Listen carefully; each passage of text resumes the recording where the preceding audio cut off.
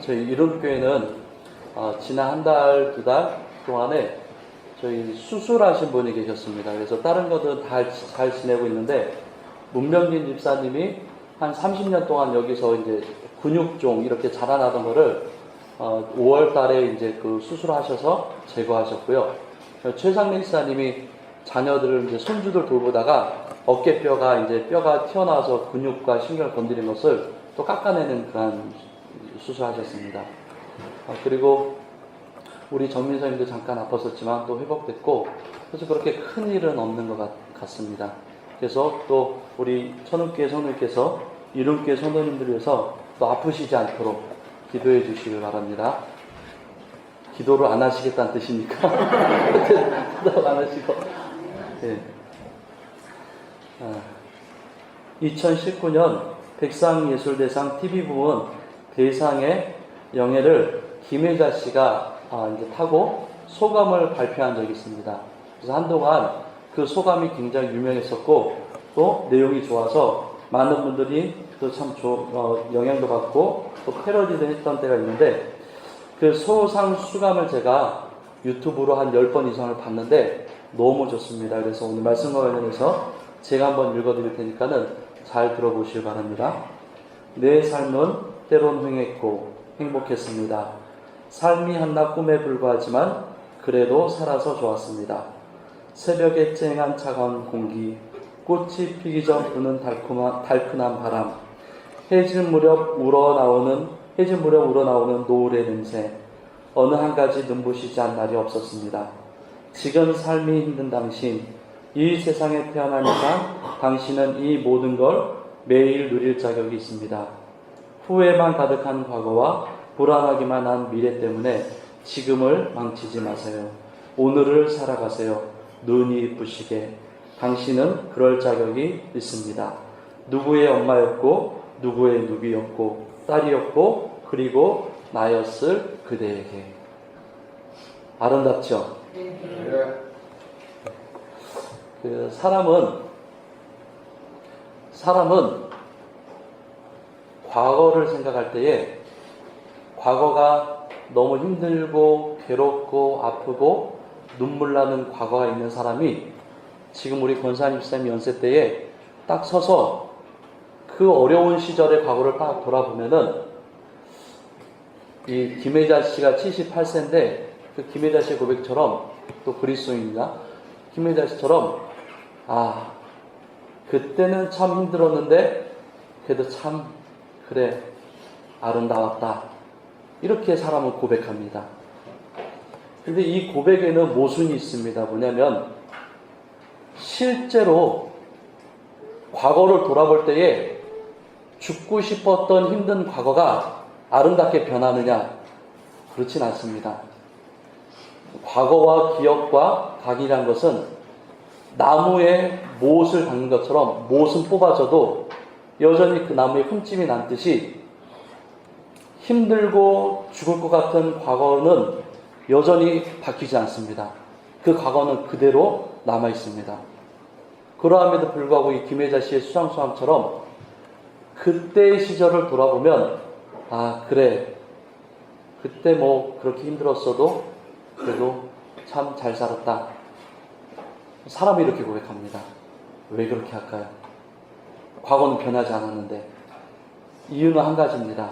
사람은 과거는 변하지 않지만 자신이 지금 그 힘들고 어려운 과거를 돌아보면서 그래 그때 죽을 것 같았지, 그때 우리 가족 그때 큰일 날 뻔했지, 그런데도 그때가 아름답다고 말하는 이유는 그 어려운 시절을 자신이 이겨 나왔기 때문에 그 고백할 수 있다는 것입니다. 다시 말하면 사람은 절대로 힘든 과거를 잊지 못합니다. 즐거운 과거는 잘 잊지만 절대로 괴롭고 어려운 과거를 잊지 못합니다.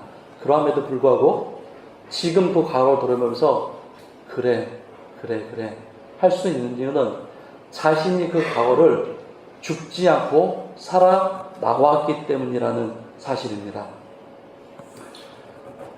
제가 예전에 우리 천운교회에서 노인대학에서, 혹시 어르신들 기억나실지 모르겠지만 파주 헤이리 마을에 있는 근현대사 박물관에 간 적이 있습니다. 그 근현대사 박물관에는 뭐가 있냐면 60년대, 50년대, 60년대, 70년대 그 이전에 우리 어머니와 할머니가 살았던 시대의 물품들과 그 생활 그런 현장들을 한 50만 점 넘게 진열을 해놓고 만들어놨어요. 그때 갔어요. 그러니까 저는 제가 태어나기 전에 있는 물건들이니까 얼마나 신기해요. 근데 그때 어르신들이 이렇게 다니시다가 지금은 하나님 품에 안 계신 집사님인데 집사님 한 분이 이제 제 앞에서 그런 얘기를 하셨어요. 목사님, 뭐하러 이런 데 데려왔냐고. 그래서 왜요, 집사니까 그때 생각만 해도 진짜 힘들어 죽겠는데 왜 그때 생각나게 이런 데를 데려왔냐는 거예요. 그때 깨달았어요. 사람은 어느 누구든 아픈 과거 속에선 자유할 수 없구나. 그런데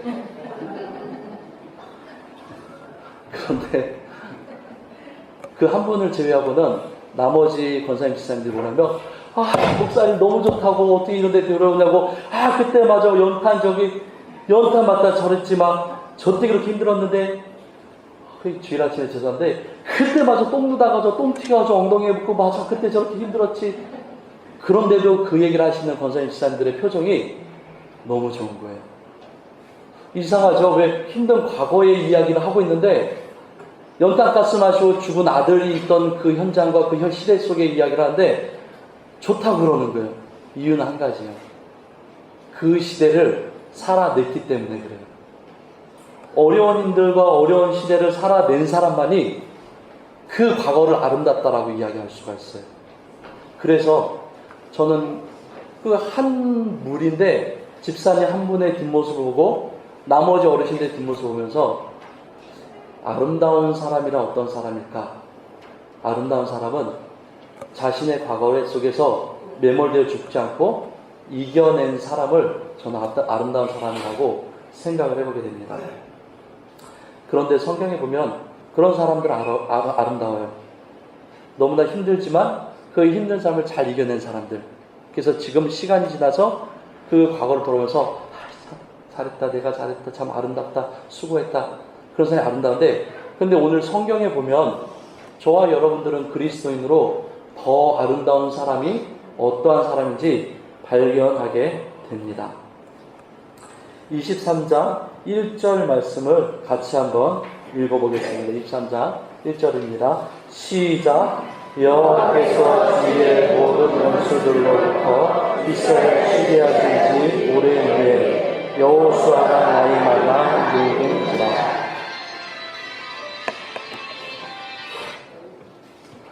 3절에도 보시면 이렇게 기록이 됩니다. 너희 하나님 여호와께서 너희를 위하여 이 모든 나라에 행하신 일을 너희가 보았거니와 너희 하나님 여호와 그는 죄송합니다. 2절입니다. 여호와께서 온 이스라엘 곧 그들의 장로들과 수령들과 재판장들과 관리들을 불러다가 그들에게 이르되 나는 나이 많아 늙었도다. 여호수아는 성경의 인물들 중에서 어떻게 보면 가장 전쟁을 많이 한 인물입니다. 그리고 250만이 넘는 이스라엘 백성들을 이끌었던 영적인 지도자일 뿐만이 아니라 육신적으로나 모든 환경적으로 구약 성경과 신약 성경을 통틀어 여호수아처럼 파란만장한 인생을 산 사람은 거의 없습니다. 다윗이 여호수아만큼 많이 싸웠을까요? 저는 그렇지 않다고 봅니다. 왜냐하면 다윗이 실에 살았던 조직적인 군대의 그런 시대상과 여호수아가 전쟁했던 그런 고대의 그 야만족과 같은 가나안 족속가 싸웠던 그 시대는 전쟁의 양상이 다릅니다. 그런데 이 여호수아는 수많은 가나안의 백성들과 피비린한 전투를 하고 그리고 하나님의 백성을 지키도록 애쓴 사람입니다.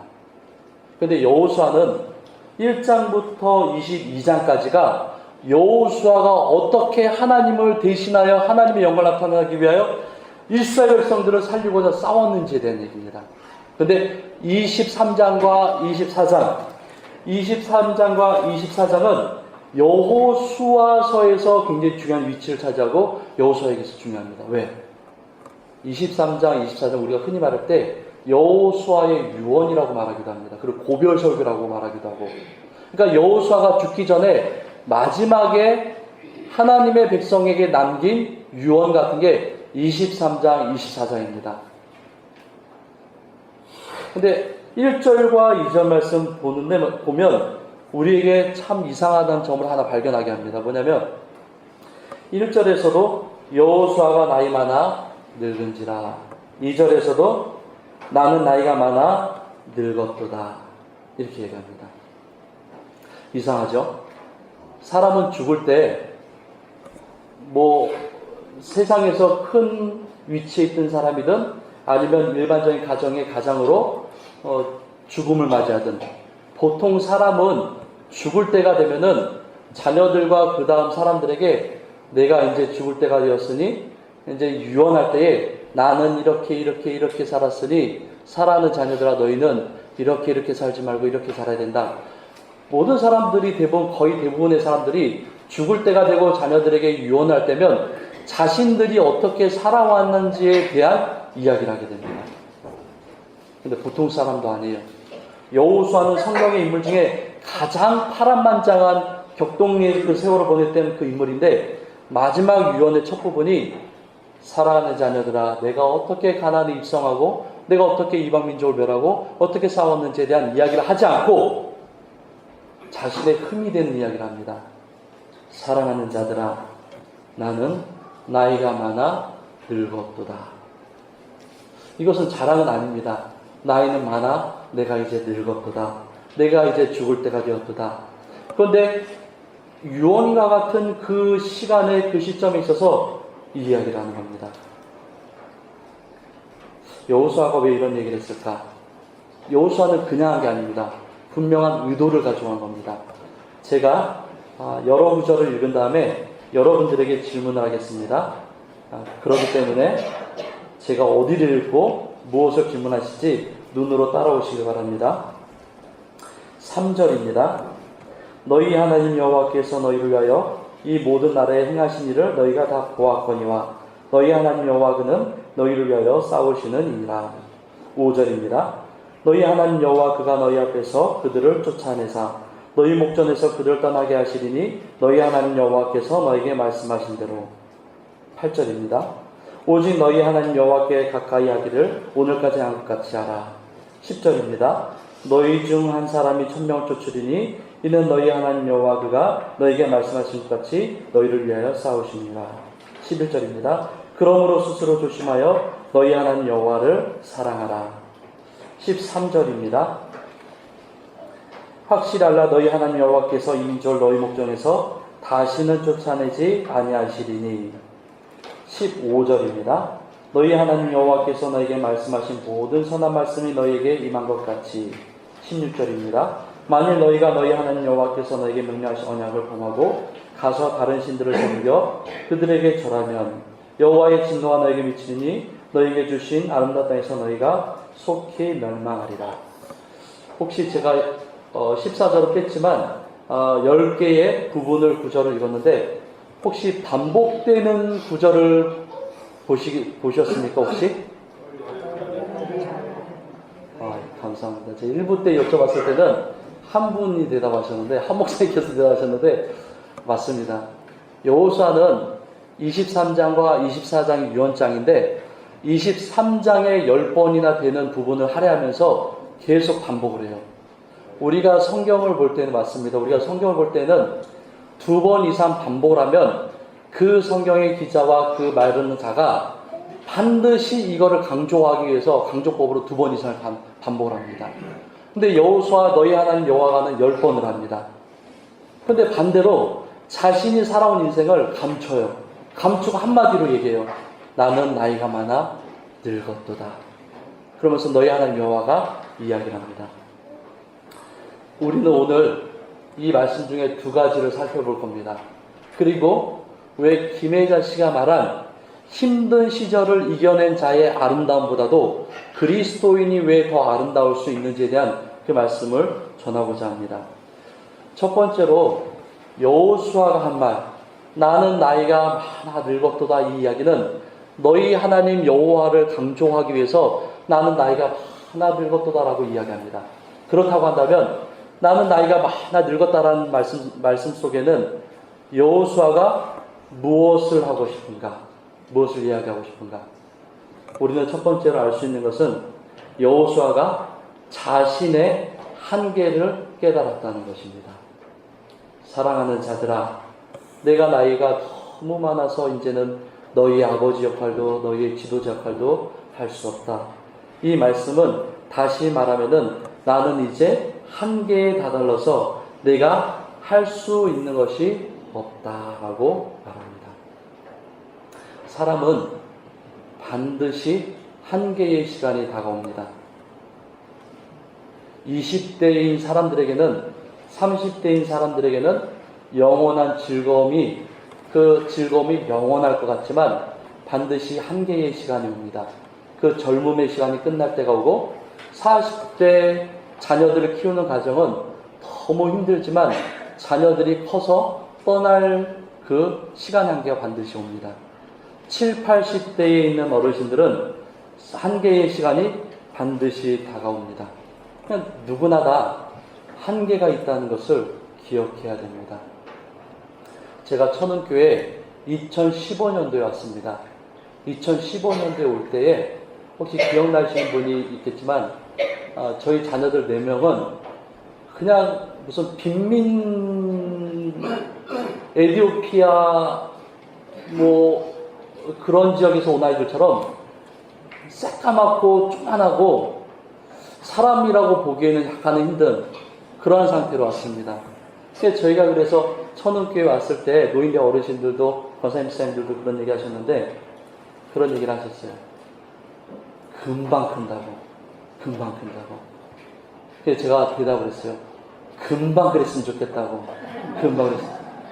그런데 요새는 아내랑 가끔가다 이제 밤에 그런 얘기하는데 어르신들의 말씀 맞는 것 같다고. 컸어요. 먹을 때 누군가 먹는 거 주는 거 외에는 엄마 아빠를 안 찾아요. 이제 큰 걸 느껴요. 저에게도 40대가 아직 40대 중반이지만 40대 자녀를 키우면서 누릴 수 있는 기쁨들은 이제 곧 끝나갑니다. 그런데 여러분들도 그렇습니다.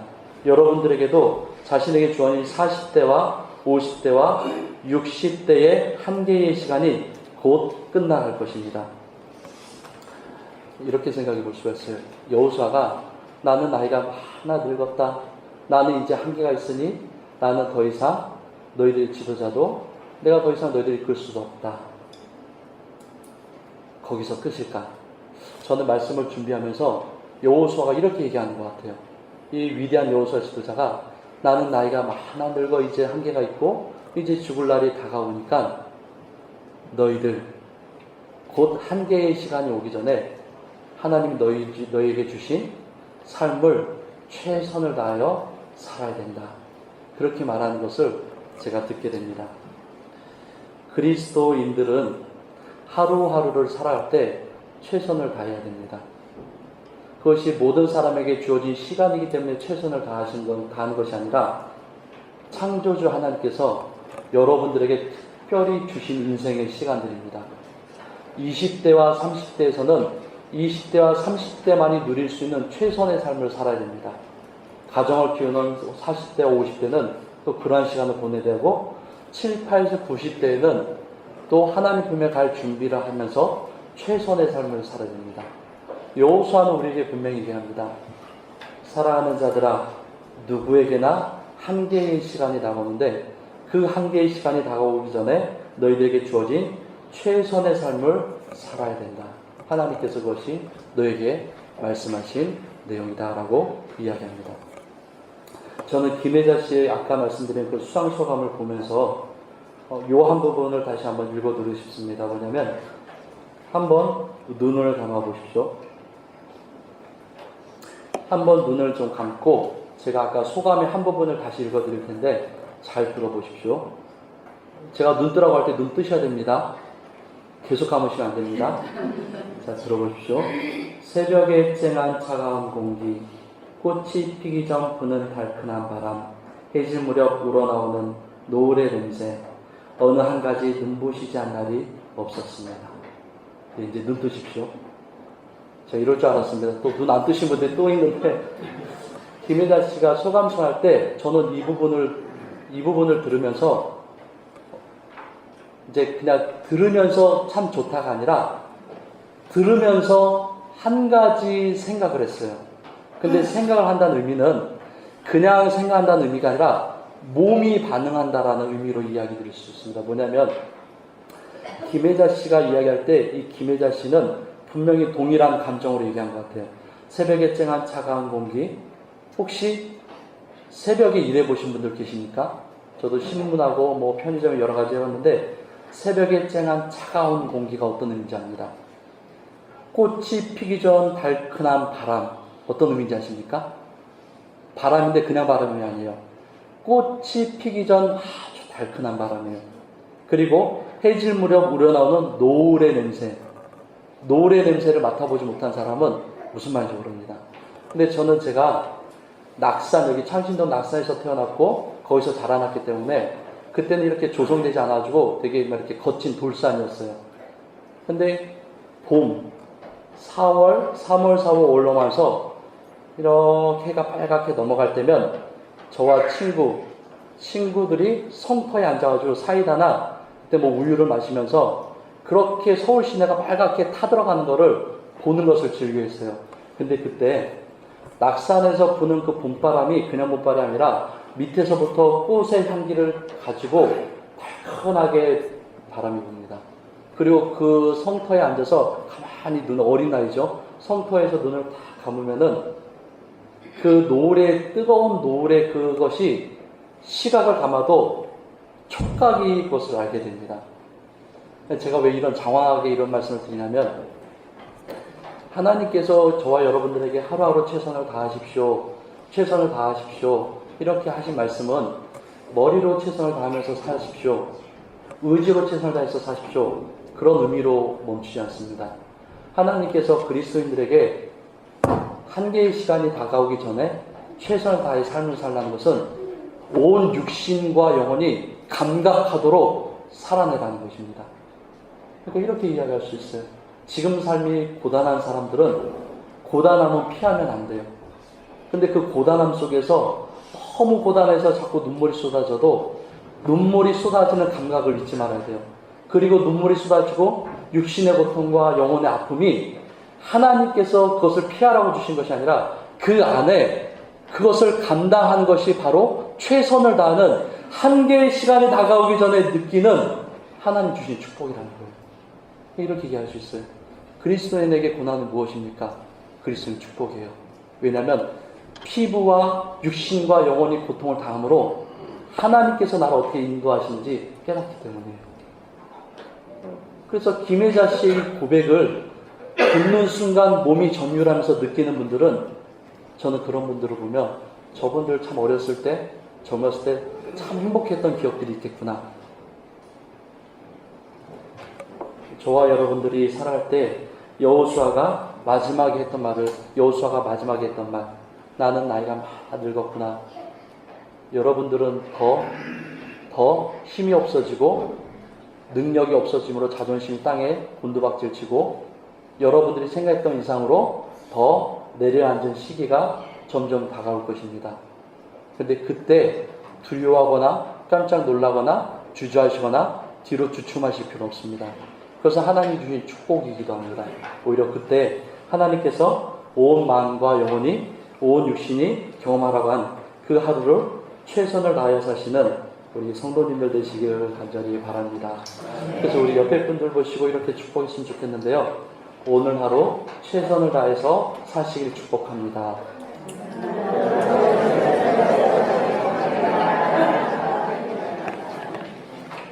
두 번째입니다. 마지막입니다.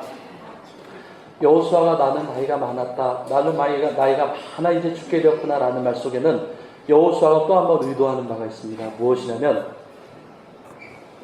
너희들이 그렇게 하나님처럼 따랐던 나 여호수아가 이제는 죽을 때가 되지만 나는 죽는다. 나는 이제 흙으로 돌아간다. 그러나 내가 아닌 여호와 하나님은 죽지 않는 분이시다. 여호와 하나님 그가 너희를 영원히 보살피실 분이다. 나는 너희들을 110년밖에 보살피지 못했지만 여호와 그가 영원히 보살핍니다. 그러니까 여호수아의 고백 속에 뭐냐면 나는 한계가 있고 나는 썩어지고 나는 미련하고 나는 낮아지고 나는 더더더 저곳으로 가지만 여호와 하나님만큼은 너희와 함께 하시니 썩어지지 아니하실 분, 영원하신 분, 자존하시고 능력과 충만하신 분, 그러한 하나님을 여호수아는 고백하고 있다는 것입니다. 오스카 와일드라는 사람이 쓴 유일한 장편 소설이 하나가 있는데 그 소설의 제목이 도리언 그레이의 초상이라는 소설입니다. 제목을 가진 소설입니다.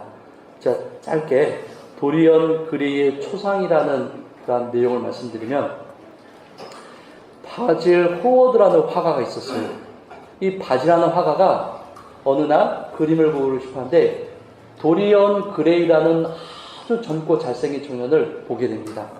그래서 그 청년을 그리고 싶어서 그 도리언에게 부탁을 해서 도리언이 모델이 돼서 그림을 그리게 됩니다. 그런데 이 바질 호워드라는 화가가 모델이었던 도리언 그레이의 초상화를 그림을 그리고 나서 충격에 빠진 거예요. 그림이 너무 완벽한 거예요.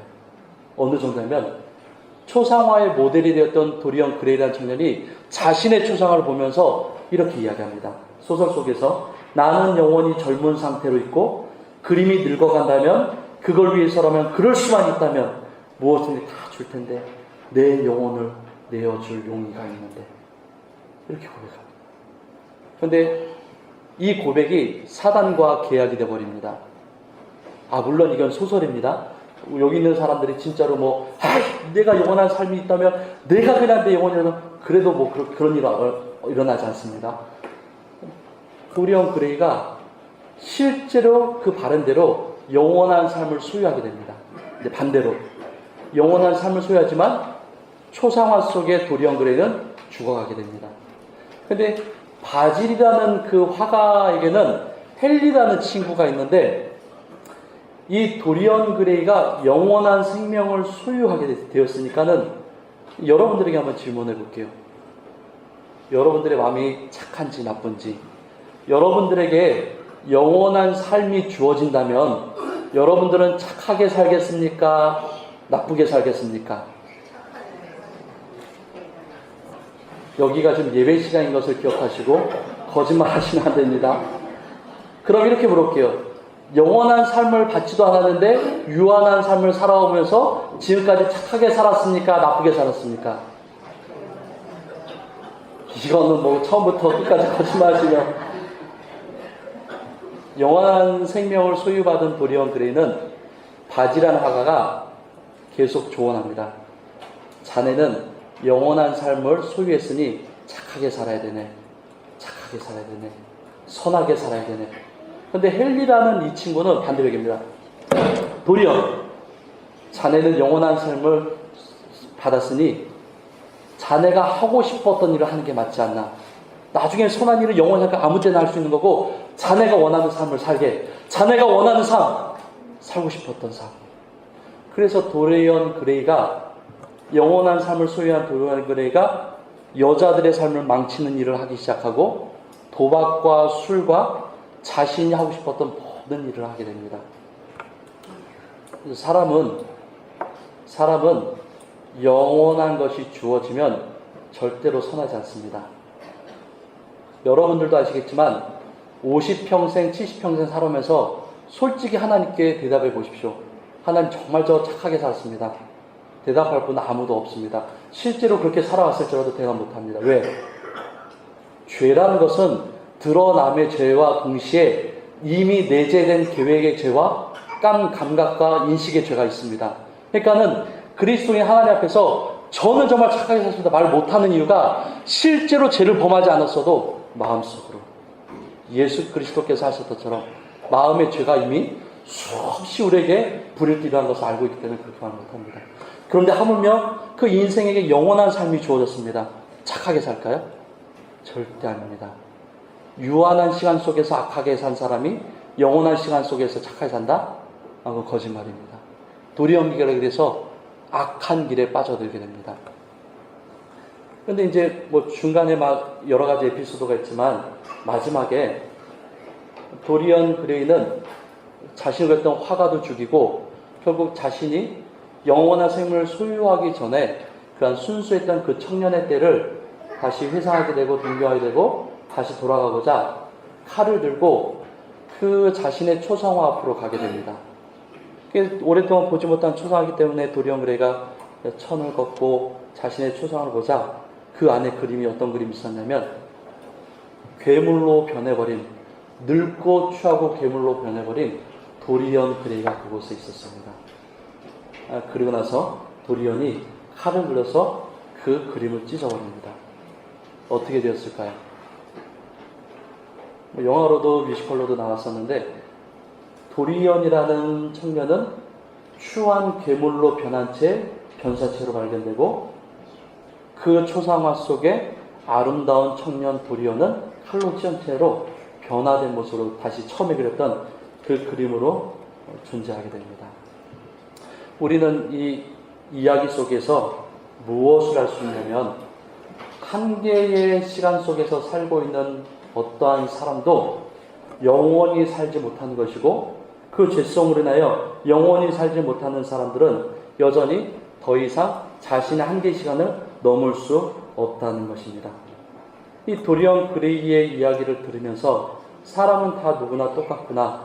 사람은 오래 살고 싶어도 영생을 살고 싶어도 그렇게 살 수 없는 존재고 오래 살고 싶고 더 나이가 먹고 더 많이 살지라도 결코 선한 삶을 살 수는 없구나. 여전히 죄악과 여전히 부족하고 여전히 악한 삶 속을 살 수 있구나.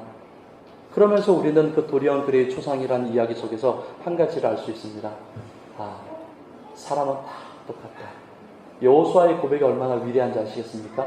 여호수아의 고백이 그렇습니다.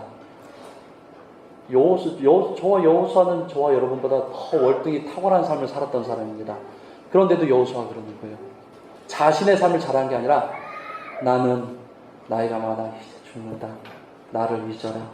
이제 여호와 하나님 그가 너희의 영원한 보호자요 보존자시오 너희의 생명을 지키는 자신이라. 마지막 말씀을 마치면서 여호수아는 여기서 끝나지 않습니다. 나는 나이가 맑았다. 나는 한계가 있고 나는 여전히 내가 이 시대의 주인공이 아니라 여전히 하나님께서 주인공인 것을 여호수아가 드러내면서 마지막에 이러한 이야기를 합니다. 우리가 3절 말씀인데 3절 말씀을 같이 한번 읽어보겠습니다. 3절 우리 크게 한번 읽겠습니다. 시작.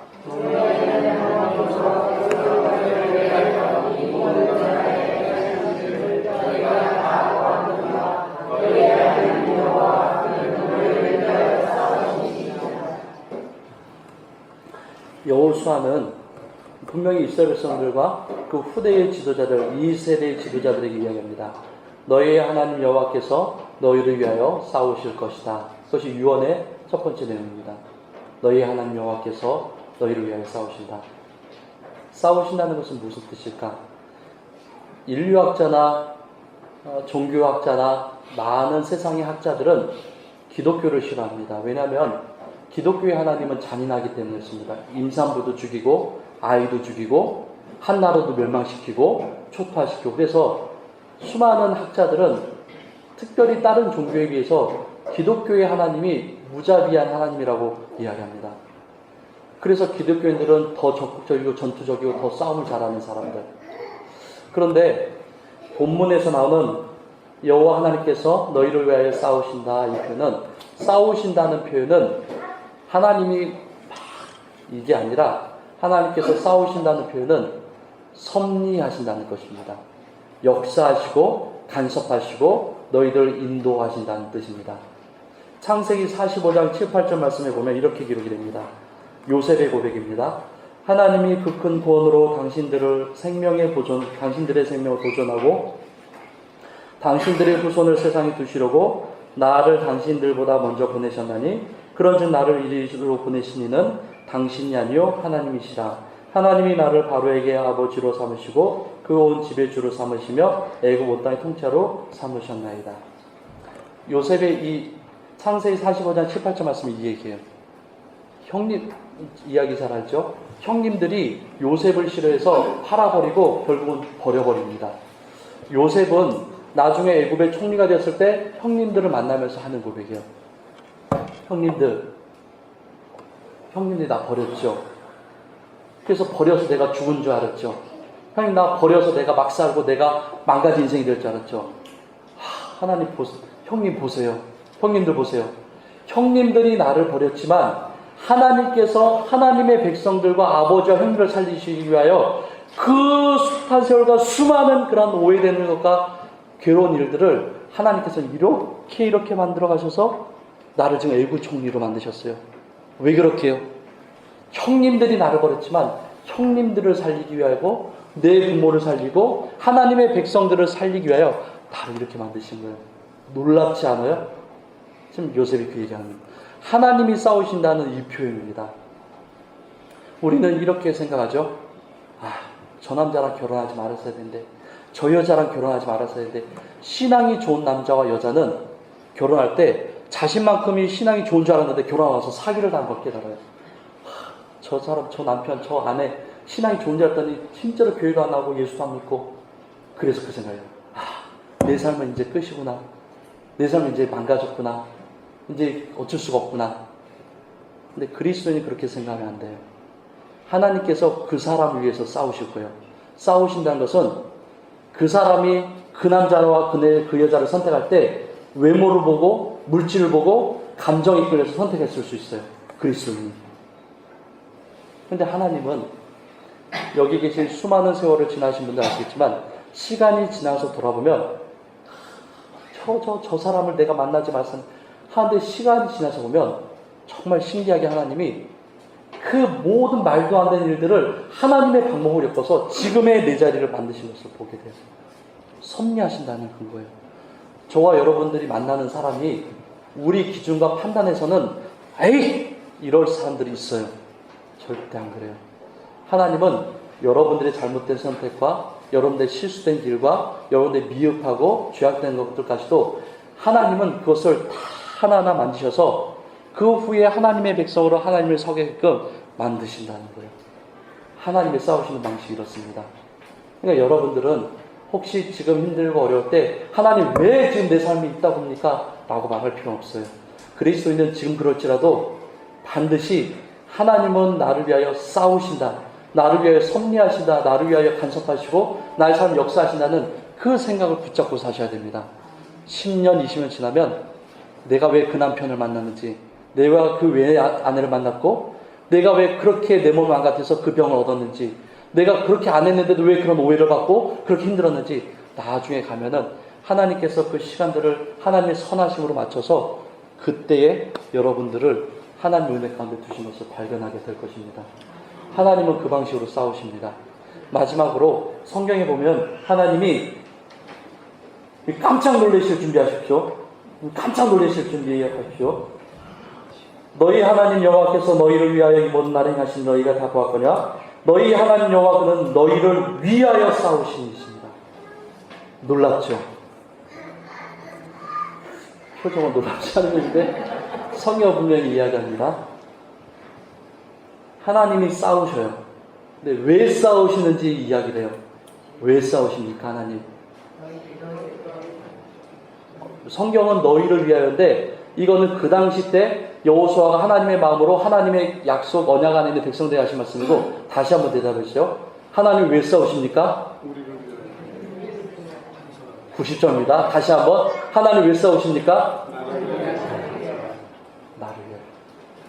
저는 가정의 달을 맞이해서 수요 설교 때 아담과 하와의 관계를 이렇게 말씀을 전했는데 놀라운 정말 저는 개인적으로 은혜가 되고 놀라웠던 게 뭐냐면 하나님께서 하와를 만드실 때 뭐라고 하냐면 돕는 배필이라고 이야기해요. 돕는 배필. 그런데 아담은 잠에서 깨고 나서 하와를 볼 때 뭐라고 그러죠? 내 뼈 중에 뼈요? 근데 이 고백을 말씀 중에서 다시 한번 공부하고 다시 한번 연구하면서 보니까는 놀라운 사실.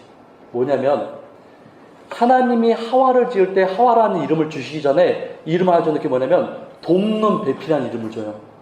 아담을 보시고 하나님이 하와를 때 내가 너에게 돕는 배필을 줄게. 하와를 보시면 너는 돕는 배필이야. 근데 그게 언제 일어나냐면 하나님께서 모든 것들을 다 지으시고 아담을 지으셨을 때 아담에게 첫 번째 명령을 해요.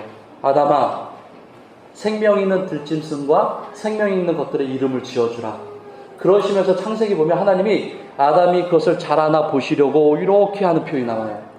원어로 보면은 하나님께서 하나님께서 아담이 하나님께서 명령하신 것을 하나님이 하나님의 그 창조물을 보고 보시기에 힘이 좋았더라 하는 그 마음처럼 그 창조물들의 이름을 지을 때 그냥 1번, 2번, 3번, 4번 이게 아니라 정말로 그들의 이름을 짓는 거를 성심성의껏 얼마나 열심히 하나님께서 온 세상을 창조하실 때 그런 마음으로 하고 있나 보신다는 뜻이에요. 근데 그러할 때에 하나님께서 무슨 생각을 하시면 아담에게 돕는 배필이 있었으면 좋겠다. 돕는 배필이라는 의미는 아담이 동물들의 생명체의 이름을 지을 때 하와 연필 가져와, 종이 가져와, 물 한 컵. 그래서 돕는 배필이 아니에요. 하나님께서 돕는 배필이라고 말할 때는 아담이 그 하는 일이 너무 이쁜 거예요. 너무 잘하고 있는 거예요. 그런데도 돕는 배필을 말씀하여. 왜? 아담에게 하나님과의 관계가 동일하게 아담과 똑같은 종기성과 존엄과 또 인격체로서 하와를 만드자 함께 일하도록 하시는 거예요. 그러니까 함께 일한다는 것은 보조적 수단으로 하와를 지으셨던 것이 아니라 하나님께서 아담을 하는 일을 보니까 너무 사랑하셔서 똑같은 교제와 관계의 주체인 하와를 만드셨다. 그래서 남편과 아내는 하는 일과 상관없이 동일한 인격체예요. 그래서 남편이 아내를 막대하면 아내들도 붙잡고 막 때려도 돼요. 죄송합니다. 이거는 그러면 안 됩니다. 그럴 수는 없습니다. 남편과 아내는 인격체, 하나님이 돕는 배필로 만드셨어요. 하나님 보실 때 아담도 똑같고 아담도 100% 중요하고 하와도 똑같이 중요해요. 근데 더 그 말씀 속에서 우리가 또 확인할 수 있는 거냐면 갈빗대를 취하여 하와를 만들었을 때 아담이 깨면서 내 뼈 중에 뼈요, 살 중에 살이다. 아담이 잠에서 깼을 때 하와를 보면서 어떻게 저렇게 몸매가 아름다울 수 있을까? 어떻게 저렇게 눈이 아름다울 수 있을까? 그렇게 봤을까요? 몰라요. 하와가 350kg일 수도 있어요. 그건 모르는 일이에요. 아담이 근육질인지 어떻게 알아요? 몰라요. 아무도 몰라요. 그런데 아담이 하와를 보면서 고백하기를 내 뼈 중에 뼈요, 살 중에 살이다. 하와의 저 허리에 있는 저 살이 아름답다. 하와의 저 어깨뼈가 너무나 아름답다. 그렇게 뼈 중에 뼈요, 살 중에. 아닙니다. 아담이 깨어나서 하와를 볼 때에 내 뼈 중에 뼈요, 살 중에 살 말은 사람을 구성하고 있는 뼈와 살을 지칭합니다. 그러니까 다시 말하면 하와를 보면서 정말로 하나님이 내게 주신 완벽한 인격체구나. 하나님이 하와를 때 너는 돕는 배필이야. 아담과 똑같이 내가 만들었어. 아담이 하와를 때 어떻게 저렇게 나처럼 똑같은 존귀한 작가, 내 뼈 중에 뼈요, 살 중에 살이다. 하나님이 여러분들을 위하여 싸우신다 할 때 너희를 위하여 싸우신다. 여호수아 고백한 건 너희를 위하는 이 관계입니다. 하나님이 여러분들을 대하실 때 그냥 하나님이 너희는 은혜 받아 먹어라, 너는 내 도움을 받아, 아니에요. 하나님은 온 우주 만물보다 여기 있는 죄인, 여기 있는 하나님의 백성 한 분 한 분을 너무나 사랑하시기 때문에 여러분들은, 그러므로 우리는 망각하지 말아야 됩니다. 무엇이냐면 때론 우리가 이런 함정에 빠지기도 해요. 하나님께 간구하고 하나님께 요청하고 기도할 때 하나님, 내 자녀가 이렇게 힘듭니다. 하나님, 내 자녀가 이렇게 어렵고 우리 부모님과 내 아내, 내 남편 이렇게 힘듭니다. 하나님 도와주세요. 어떻게 제가 할 수 없습니다. 근데 하나님이 너희를 위하여 싸운다는 이 표현은 우리가 그렇게 고백하게 돼요. 때로는 근데 하나님은 우리의 수단과 도구와 우리 신앙의 어떠한 그러한 이렇게 돕는 필요한 그런 것으로 여기기도 합니다.